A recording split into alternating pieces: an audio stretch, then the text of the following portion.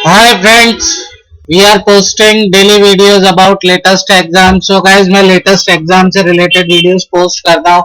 अगर आपको exam से related update चाहिए तो मेरे चैनल को सब्सक्राइब करना मत भूलिएगा.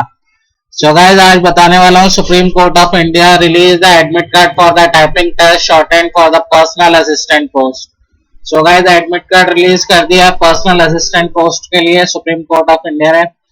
Candidates selected for the skill test and shortened test for the personal assistant post can download their admit card जो इसकी ऑफिशियल साइट है sci.gov.in. Supreme court of India sci.gov.in, वहां से डाउनलोड कर सकते हैं admit card.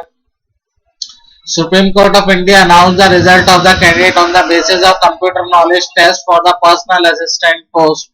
Computer knowledge test was held on 1st December 2019. So this is the update guys. आप मेरे चैनल को सब्सक्राइब कर लीजिए.